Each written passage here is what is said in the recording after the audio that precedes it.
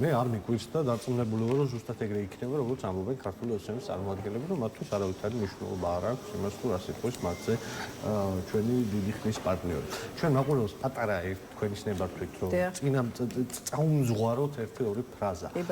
იმის სათქმელად, რომ აი ის ბინძურესი პროპაგანდა, რომელსაც ქართული ოცნება აწარმოებს, ხო, რომ რაღაცა დიქტატია, რაღაცას გვავალებენ, გვავალდებულებენ, ორ პირქალში გვამყოფებენ, ასე შემდეგ, ასე შემდეგ. აქ ხო, ერთი წუთით გავიხსენოთ რა გადაგხვდა უკანასკნელი 35 წლის მანძილზე. ედუარდ შევარდნაძემ ამ ქვეყნის გაწევრიანება დაიწყო ისეთ ორგანიზაციებში, რომელი ორგანიზაციებიც ქმნიდნენ ცივი ომის შემდგომ აი ამ რაღაცა დასავლურ პარადიგმას. რატო გააკეთა ეს? იმიტომ რომ გადაერჩინა ქართული სახელმწიფო და ქართულ სახელმწიფოს როგორც გეოპოლიტიკურად და გეოგრაფიულად მნიშვნელოვან ქვეყანას რეგიონში ქონოდა თავის როლი და პოზიცია.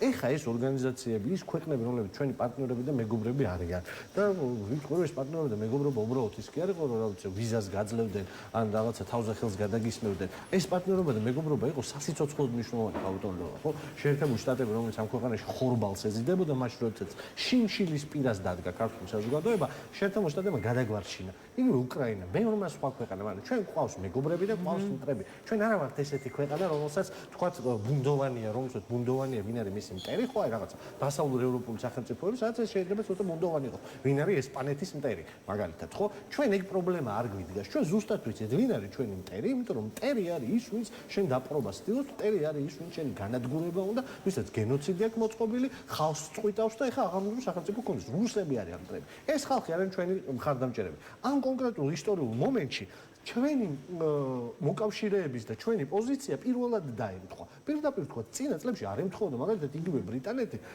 დასავლური ქვეყნებიდან ყველაზე ახლო პარტნიორი იყო რუსეთის, მაგრამ ბრიტანეთს ისაც რუსეთმა გაუკეთა და ის რამაც გაანადგურა მათი ორმხრივი ურთიერთობები არის რუსული იმპერიალიზმი და მეტი არაფერი. ეხლა ვარ ცხოვრობ სხვა ეპოქაში, ხო, ცივი ომის შემდგომ პარადიგმა დაიშალა და ეხლა ცხოვრობთ ეპოქაში, როდესაც აი ამ რაღაცა იაფფასიანმა იმპერიებმა, ნაიმპერიალმა ქვეყნებმა, როგორც არის რუსეთი, ირანი, სხვები, რომელსაც აქვს უბრალოდ ეს ამბიცია, მაგრამ არავითარი ამის შესაძლებლობა არ აქვს. თქვენ იცით ქართული ოცნება როგორ ხსნის ამ შემთხვევაში ბრიტანეთის პოზიციას, ბრიტანელები თავიდან ბოლომდე არაფორმალური ოლიგარქიული მმართველობის deep state-ის გავლენის ქვეშ არიანო, მოკლედ ამ თვალსაზრისით უცვლელია მმართველი პარტიის. მე ქართულ ხალხზე ბევრად კარგი წარმოდგენის ვარ, ვიდრე აი ეს იდიოტიზმი, ახლა როგორ შეიძლება ამაზე ლაპარაკი სერიოზულად ბრიტანეთს მართავს თუნდაც deep state და ეს deep state ვერ ახერხებს ვიძე ივანიშვილის დამარცხებას. რა ვიცი ქართულ უკაცო დილა, ორშაბათ დილა, კარგად გაიაზრე. ინგლისის იმპერია დაამარცხა, ივანიშვილს ჭორვილაში ვერ ამარცხებს. ხო, აი ამი დებილობის ვისაც გიჯერათ, ღმერთმა ხელი მოგიბართო. მაგრამ საკითხი მარტივად არის, შეხედით გავატორლევა. საკითხი მარტივად არის, ეს ორგანიზაციები კიდევ გააგრძელებენ რაღაც პერიოდი ჩვენზე ანგარიშების წერას. რატო? იმიტომ რომ ჯერჯერობით ისევ დეკლარირებულად გვაქვს ასპირაცია, რომ აქეთ მივდივართ. მიუხედავად იმისა, რომ ქართული ოცნება ლაპარაკობს რაღაც მულტილატერალიზმზე, რომელიც აგრეთვე ძალიან ნორმალური ამბავია და მოსულა მარტივად რო ვთქვათ, ედუარდ შევარდნაძე ამას აკეთებდა. ოღონდ ედუარდ შევარდნაძე ამას აკეთებდა რა კონტექსტში?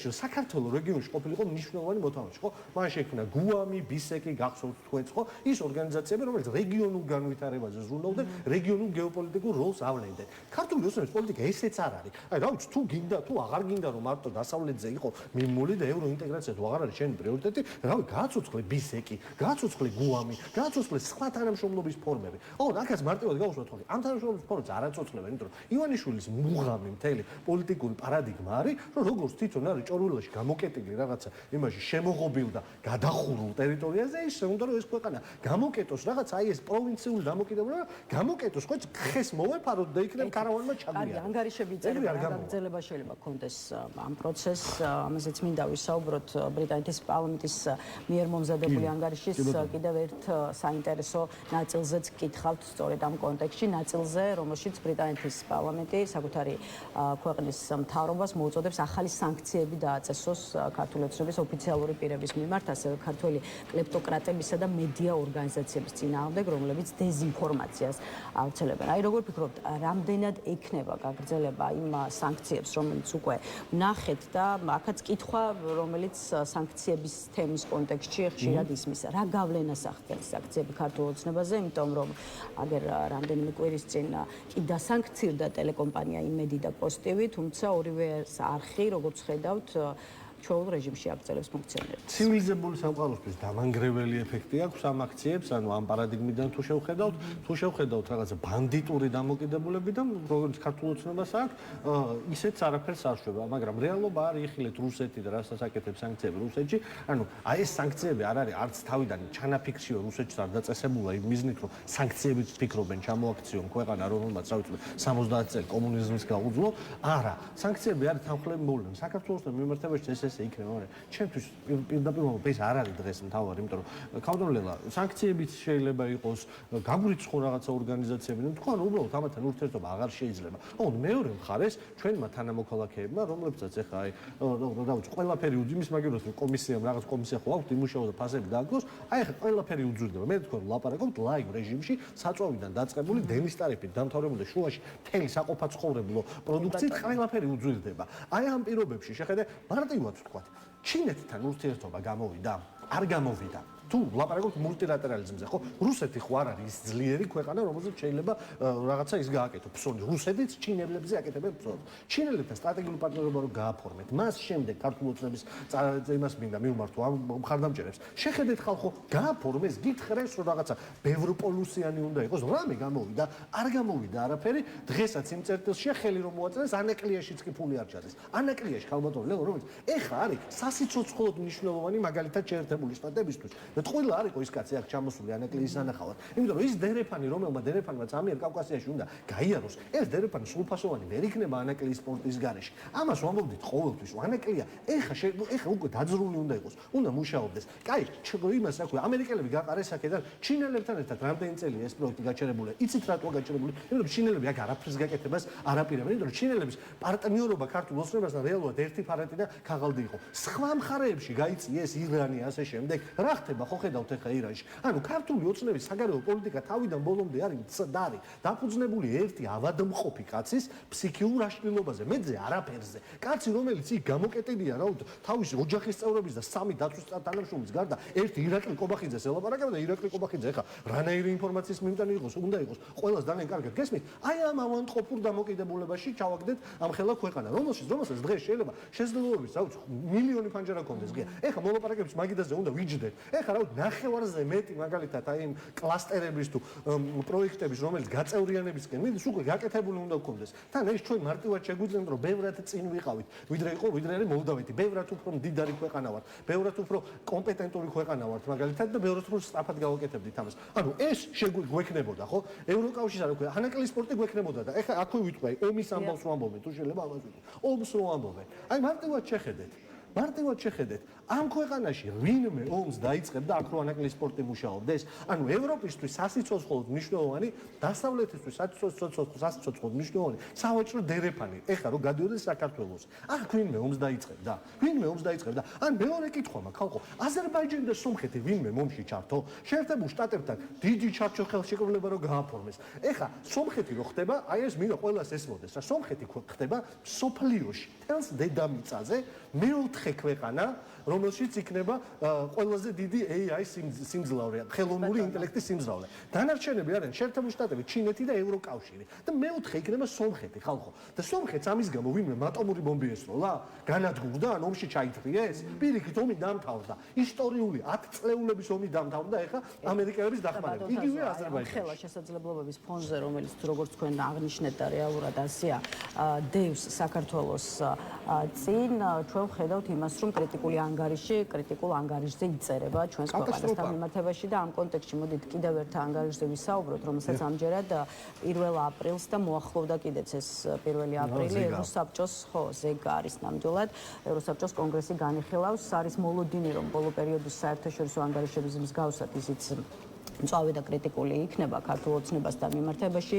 მის პოლიტიკასთან დაკავშირებით, თუმცა აქაც საქართველოს ხელისუფლებას საპასუხო პრეტენზიები და ბრალდებები აქვს სტრასბურგის თუ ბრიუსელისადმი. მოისმენდით თქვენ ეს იცით, შალვა პაპუაშვილის მე რამდენიმე დღის წინ გაკეთებულ მორიგ განცხადებას, ის ამბობს, რომ ევროსტრუქტურებში ძალაუფლება პოსტსაბჭოთა პირებს აქვთ ხელში ჩაგდებული, ევროკავშირი, ევროპარლამენტი, სხვა ევროპული სტრუქტურები შედარებულია საბჭოთა კავშირთან. აი რას ელოდებით 1 აპრილს როცა ევროსაბჭოს კონგრესში საქართველოს საკითხზე მოსმენა გაიმართება, ეს ერთი და მეორე, აი როგორ უნდა აიხსნას ის, რომ ევროპას იქეთ უწევს მართლაც თავდაცვის პოზიციაში ყოფნა ქართული ოცნების მუდმივად თავდასხმის გათვალისწინებით. არის ავერ თავს, იმიტომ რომ ეს რაღაცა გაურკვეველი პოლიტიკური სახედარი რა სიტყვის არავის არ აინტერესებს დედამიწის ზურგზე, გარდა ქართული ოცნების იმ ნაწილის ამორჩევლების, რომელიც აი ამ სალაფავს ჭამს. ხალხო, ეს ჩვენთვის მარტივად გესმოდეთ, ეს ჩვენთვის შესაძლებლობაა. საზოგადოებაზე რა გავლენას ახდენს? საზოგადოებას დიდ გავლენას ახდენს, იმიტომ რომ შალვა პაპუაშვილი ერთი არარაობა ვერავითარ გავლენას ვერ მოახერხა, ოღონდ შალვა პაპუაშვილი არის ნაწილი ჰიბრიდული ომის მანქანის. ხო, იგივე ბრიტანეთმა ხო კონკრეტული სახელი დაარქვა იმედს პოსტივის და იმას, რასაც ისინი შვებიან. რუსეთის სასარგებლოდ მებრძოლი ჰიბრიდული ომის მანქანი. შალვა პაპუაშვილი არის ერთი ჭანჭეკი ამ სისტემაში. გასიებული ჭანჭეკი, რომელსაც ტელევიზორში გამოიყვანებენ, გასტუქს ჩაუწერენ და ყველას იბინძურეს. რამაც შეიძლება ყველაზე გათახსირებული ქართველის თავში უბრალოდ გაიაროს და განთავსოს. ეს ლაპარაკობს. ამ ყველაფერს ამბობს. ჩემო ძვირფასო თანამოქალაქეებო, თქვენ გესმოდეთ, რომ ის რომ პოსტსაბჭოთა ქვეყნებიდან, ჩვენი მეგობარი ქვეყნებიდან, საქართველოს მეგობრები, საქართველოს ევროკავშირში რომ იცოდეთ, ყველაზე მეტი დახმარება და გაწევა და გვერდში დგომა ბალტიისპირეთის ქვეყნებმა და ვიშეგრადის ბლოკის ქვეყნებმა გაუკეთეს, უნგრეთმა, პოლონეთმა და ბალტიის სამმა ქვეყანამ. ეს ქვეყნები არიან ჩვენი მეგობრები. ამ ქვეყნების წყალობით ვართ ჩვენ კანდიდატები, ისინი ლობირებდნენ საქართველოს აქამდე.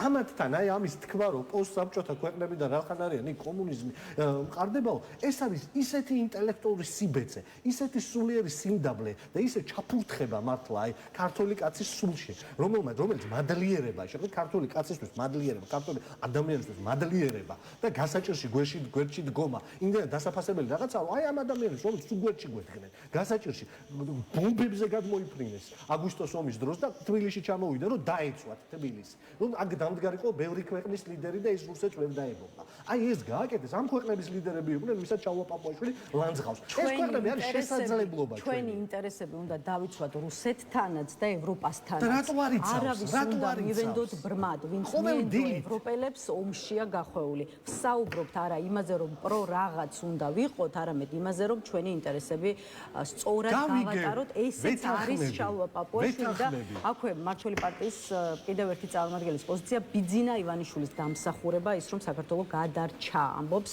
ფრაქცია ქართული ოცნების თავმჯდომარის პირველი მოადგილე ლევან მაჭავარიანი. აი რადგან ოცნებაში აპელირებენ იმაზე და მოდით ეს კითხვაც დავსვათ, რომ საქართველოში მშვიდობაა მაშინ, როცა სხვა არაერთი ქვეყანა ომშია გახვეული.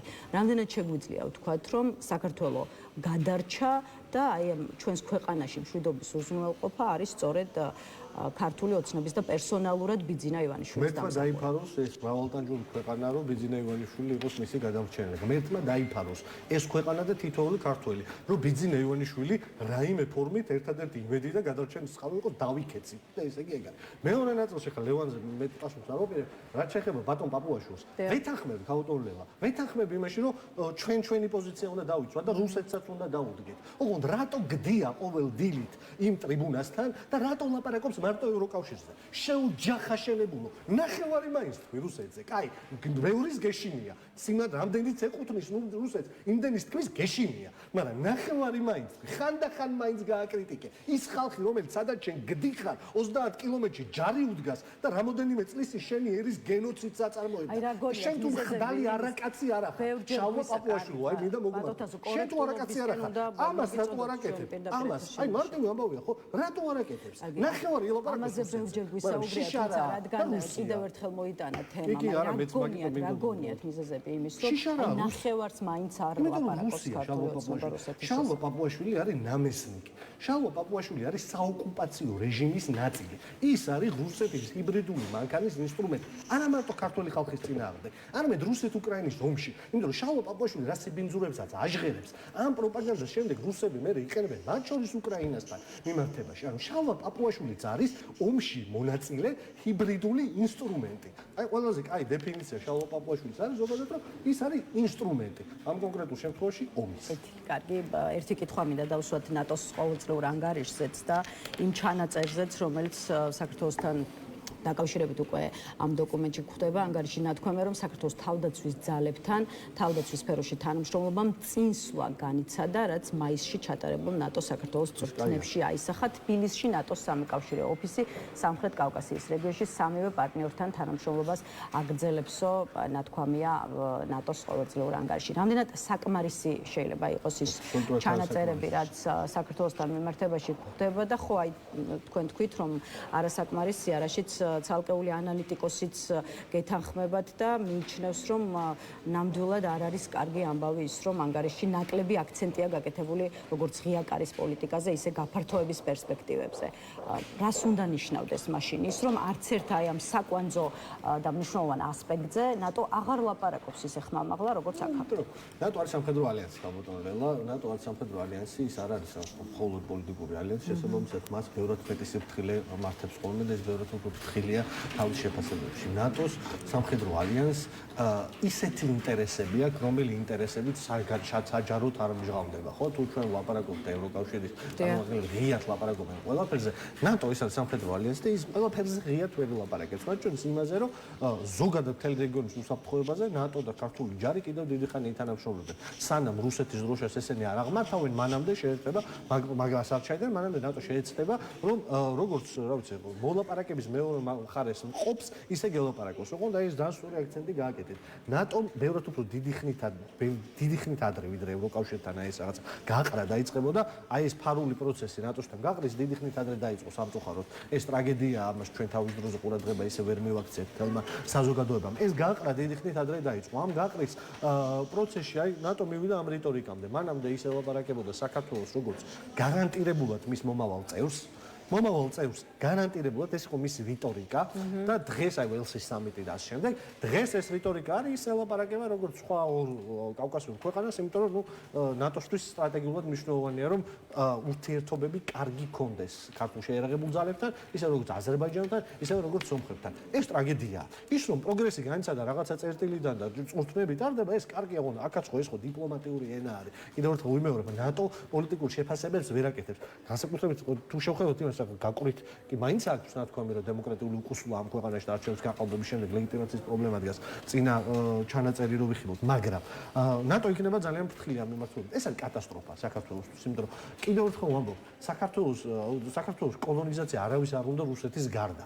საქართველოს პარტნიორობა ნატოსთან, ეს არის ფუნდამენტი ჩვენი უსაფრთხოების. ჩვენი უსაფრთხოების ფუნდამენტი ჭორბილაში გამოკეტილი მანიაკი კი ვერ იქნება, რომელსაც უბრალოდ რავი შიშია ყველაფრის გარშემო, ვერ იქნება, ვერ, ხალხო, აი არ არსებობს ბუნებაში ეგეთი რეალობა, სადაც ბიძინა ივანიშვილის კალიბრის ადამიანმა, რომელსაც მართლა პოლიტიკურ წონაც არ აქვს საერთაშორისო, ის ვერ დაიცავს და ნატო იყო ამის გარანტია. და ჩვენ რომ ნატოს დავშორდით, ეს არის ამ ქვეყნის ყველა მოქალაქის ტრაგედია. განსაკუთრებით ეს იციან იმ ხალხმა, რომელიც საოკუპაციო ხაზის პირას ცხოვრობენ და ისინი განიცდიან ყველაზე მეტად იმ ტრაგედიას, რაც ჩვენ ქვეყანაზე ჭიტრია. ბატონო, დრო მინდა სწორად გავანაწილოთ და რადგან ქართულ ოცნებასა და მის პოლიტიკაზე საუბარს საკმაოდ დრო დაუთმეთ, ახლა მოდით ცოტა დრო ოპოზიციურ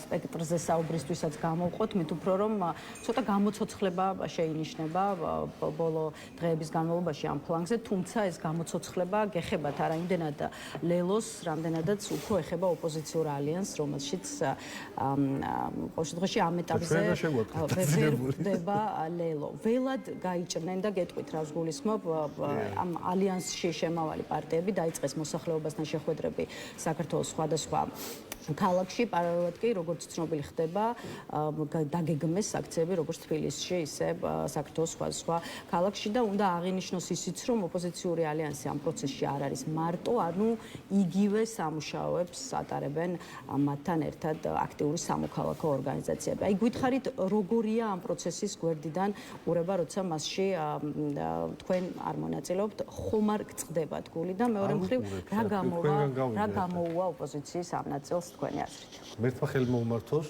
ძალიან მინდა რომ წარმატებულები იყვნენ თავისი იმ ელექტორატის მობილიზებაში, რა ელექტორატიც ყავთ განსხვავებით ბევრი კოლეგისგან ამ ალიანსიდან, ვინც ძირითადად ილანძღება ხოლმე მე ამ კატეგორიაში მათთან მიმართებაში არ მივეკუთვნები, მიუხედავად იმისა, რომ თქვენ ძალიან კარგად იცით, რომ ეს შემიძლია ქართულ ოცნებასთან მიმართებაში, წარმატებას უსურვებ, მართლა თქვენგან გავიგებ, მუზეუმელად ვამბობ, რომ ეს პროცესი დაიწყეს და ძალიან კაია, ჩვენ ვერ გეტყვით, ვერ დაგეთანხმებით იმაში, რომ ამას გვერდიდან უყურებთ, არ უყურებთ, იმიტომ რომ ჩვენი ბევრი საქმე მაქვს, ჩვენც ვაკეთებთ იმას საჭიროა. მაშინ ამის შესახებაც გითხარით და აქვე უშუალოდ ლელოს რაც შეეხება, როგორც ამბობთ. არ ვიცი, მათ ეხლა დაიწყეს რეორგანიზაციის პროცესი გაქვთ და გარკვეული ცვლილებების შესახებ შეიტყობს საზოგადოება მოკლე მომავალში. ეს რამდენად არის ასე, თუ შეგიძლიათ ან დაადასტუროთ, ან უარყოფთ ეს ინფორმაცია და იქნებ გითხრათ, თუ კი რამე იცვლება, რა იცვლება თქვენს პარტიაში. არაფერი არ იცვლება, ჩვენ პარტიაში ქონდა დასრულებული ფაქტი არის, მინდა გითხრათ, რა თქმა უნდა, რეორგანიზაცია ის პრინციპიც და იდეაც იყო, რომ ძალების საარჩევნო კამპანიის შემდეგ ძალების თავიდან გაანალიზება,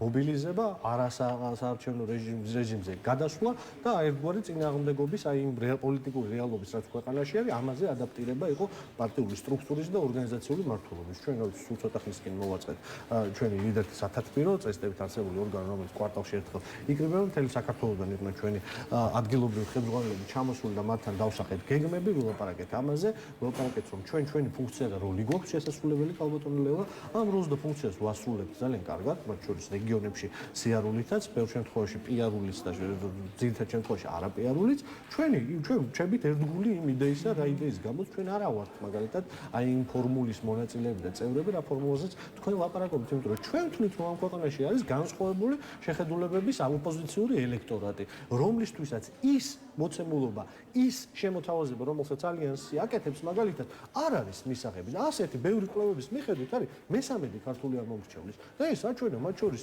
2024 წლის გაყალბებულმა საარჩევნო შედეგებმაც ყოველ ძნელი ამაში რაღაცა ოპერირება, როცა გაყალბებულა, მაგრამ იქაც მიახლოებით სურათი ჩანდა, რომ საქართველოში სხვადასხვა ტიპის ოპოზიციური ამორჩეულია კალბატონლელა. ეხლა ამ სხვადასხვა ტიპის ოპოზიციურ ამორჩეულს ემატება კიდე გარკვეული ფრუსტრაციები იმ პროცესისგან.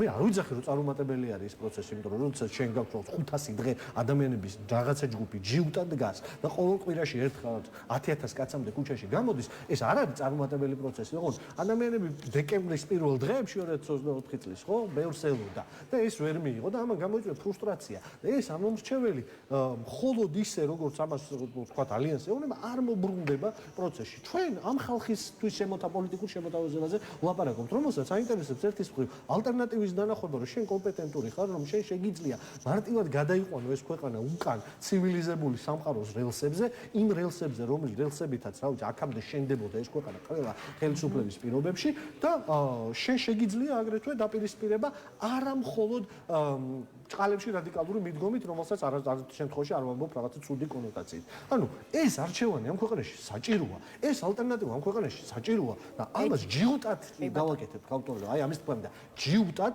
მიუხედავად ბევრი კრიტიკისა, მიუხედავად ბევრი თავდასხმისა, ჯიუტად გავაგრძელებთ იმ საქართველოს მოქალაქეებთან ლაპარაკს, რომელსაც სჭირდება იმის გაგონება, რასაც ეხლა ლევო. ეთილი შევხედავთ ექნება თუ არა თქვენს ხედვას კონკრეტული შედეგი და ელექტორალური მხარდაჭერა, რაც მთავარია, მაღალი, იქამდე ცოტა დრო დაგვრჩა. არჩევნებამდე არის მნიშვნელოვანი გააქტიურება ამ ხალხის. შემდეგ არჩევნები აუცილებლად არჩევნებზე საკუთარი ძალები უნდა ვანახოთ, მაგრამ არჩევნებამდე არის საზოგადოების ამ ნაწილის გააქტიურება. გააქტიურება ნიშნავს მათ შორის ჩართვას დიდ წინააღმდეგობის მოძრაობაში, სხვადასხვა ფორმით. ბატონთაზო, არ დაგვრჩა ბევრი დრო დავიდრე დაგემშვიდობებით, კიდევ ერთ საკითხზე მინდა რომ დაგისვათ კითხვა. საქართველოს პრობლემები ერთია, მათ შორის გამოწვეული უშუალოდ და ჩვენი ქვეყნის ხელისუფლების პოლიტიკით თუ სხვა მიზეზების გამო, მეორეა ის პრობლემები, რაც ზოგადად ხო მთელს მსოფლიოში ჩანს და ამ პრობლემების გამო, ესე ვთქვათ, ჯაჭვური რეაქციით პრობლემები გადადის სხვადასხვა ქვეყანაზე, მათ შორის დაძაბულობა რჩება ახლო აღმოსავლეთში, რაც ჩვენზეც და სხვა ქვეყნებზეც აისახება, მაგალითად აი ჰორმუზის სრუტის გავლით გადაზიდვების შეზღუდვის გამო, როგორც ხედავთ, გლობალური ძალიან რეცესია შეიძლება გაიზარდა საწვავზე ფასი როგორც მსოფლიოში, ისე მათ შორის საქართველოში. აი ამ საკითხთან დაკავშირებით ლელოს გქონდა რამდენიმე დღის წინ კონკრეტული ინიციატივა, უშუალოდ თქვენ გაამართებთ პრესკონფერენცია და მთავრობას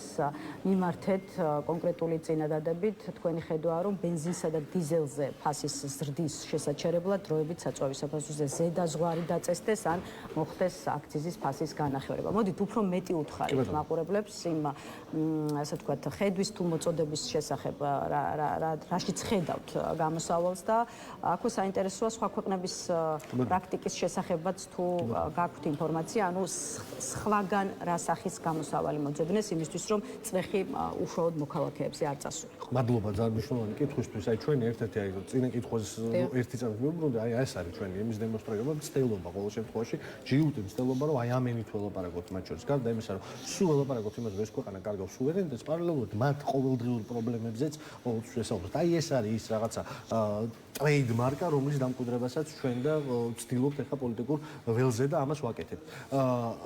ჩვენ აი ეს გლობალური ვითარება, რაც გარშემო ხდება, ეს გლობალური ვითარება უახლოეს მომავალში მარტივად არ დალაგდება და ძალიან მალე სულ კონფლიქტი გადაიჭრას, კუდი მოქნეული სავაჭრო საერთაშორისო ჯაჭვზე მაინც დარჩება იმისა, რასაც ჰორმუზის სრუტის დაკეტვა ქვია და მთელი აღმოსავლეთ რეგიონის ცეცხლში გახვევა ქვია სხვადასხვა გეოპოლიტიკური მიზეზების გამო. ამ ვითარებაში თქვენ აი გადაცემებით ვამბობთ, ხო უკვე რამოდენიმე დღეში, რამოდენიმე კვირაში საწვავის ფასი 90 თეთრით გაძვირდა. რაც კატასტროფული ზრდა არის. კატასტროფული ზრდა. 3 ლარიანი ღირებულების პროდუქტი 90 თეთრით ძვირდება, ეს არის საგანგაშო. ეხლა ეს არ არის მხოლოდ ის, რომ ჩვენ გაგვიჭირდება ყველა საწვავის მანქანებში ჩასხმა და ეს ასეც იქნება და საწვავი და მანქანა რა მნიშვნელობის არის? ეხლა ჩვენ მაყურებელს ამ სახსნა არ ჭირდება, მაგრამ ამის მიღმა ის ახლა ჭირდება, რომ ძალიან მყისიერად, ანუ ძალიან სწრაფად მყისიერი ეფექტი ექნება ის, რომ ჯაჭვურად ყველაფრის ფასი გაძვირდება, იმიტომ რომ საწვავზე ქვეყანაში, რომელიც არის 90% იმპორტ დამოკიდებული ძირითად პროდუქტებზე, იმ ქვეყანაში საწვავის ფასი პირდაპირ ზემოქმედებს ხოლმე სასურსათო პროდუქტების და პირველადი მოხმარების პროდუქტების ფასზე. ეს ყველაფერი ხა ძალიან მალე ზრდას დაიწყებს, მიუხედავად რომ ის არაჩვეულებრივი, ძალიან კომპეტენტური და დიდებული კომისია პარლამენტში მუშაობს მუხჩაუხრელად და თავს არწევენ, მაგრამ ფასებს, რა თქმა უნდა, ირონიით საუბრობ, აბა რა ფასებს უნდა უშუალოს ნინო წილოსანმა და ის დიდ თავაკაცი რო არის კიდე გვერდზე რო მილიარდერი ცხოვრებაში მაღაზიაში რო არ შესულა ვიღაცა რო არის. რა უნდა უშუალონ ეხა ეს რაღაც სასაცილო ეს ბოროტი მასხრობა, რომელთა დაცინიან ქართულ ხალხს. ნინო წილოსანი რამის ფასი შეამცირებს, კარგით მართლა. ანუ ის რა თქმა უნდა ვერაფერს კი რო ბევრი რო ილაპარაკოთ, აგერ მაინც გაუძვირდებათ ყველაფერი. ამიტომ დროზე დაანებონ ამ მარაზმს თავი და გამოგთონ ის კომისია. მარტივი გამოსავალი არსებობს გარდა პრობლემის აღწერისა. ჩვენ შემოთავაზეთ გამოსავალი. ის გამოსავალი ეს არ არის ბირთვული ფიზიკა, ანუ რთული არ არის. ორი ტიპის გამოსავალი დევს, რომელსაც ქვეყნები ახლა იყენებენ ერთმანეთის მიყოლებით. ეს არის ან ზედა ფასის ზღვრის დაწესება, ან აქციის გადასახადის დროებით შეჩერება. ანუ არც ერთ მომხრე არა ვარ ჯამში ეს ნორმალურ დროს, მაგრამ ეხლა შეიძლება, ეხლა საჭიროა, ეხლა საქართველოს მოქალაქეებს იმხელა პრობლემა შეექმნებათ ფინანსური, სახელმწიფომ თავისი როლი და ფუნქცია უნდა შეასრულოს. სახელმწიფოს როლი და ფუნქცია ეს კი არ არის 24 საათი თავის ოპონენტები ლანძღოს, ლაფში სვაროს და ეკლესიაზე გაუთავებლად ილაპარაკოს, რომელიც მისი საქმე არ არის, არამედ აი ესეთი გადაწყვეტილებები მიიღოს. შეამციროს, გაუქმოს დროებით ქავტონო ლელა გადასახადი აქციზზე. 60 მილიონი დაიზოგება, 60 მილიონის ხრელი გაჩნდება ბიუჯეტში, ამის შევსება შეიძლება ადმინისტრაციული ხარჯების შემცირებით, საქართველოს მოქალაქეები თავის ჯიბეზე არ იგრძნობენ კატასტროფულ გაძვირებას. და ეს ძალიან მნიშვნელოვანია ამ ქვეყანაში მართლა ეკონომიკური გრადობისთვის და ჩვენი მოქალაქეების კეთილდღეობისთვის.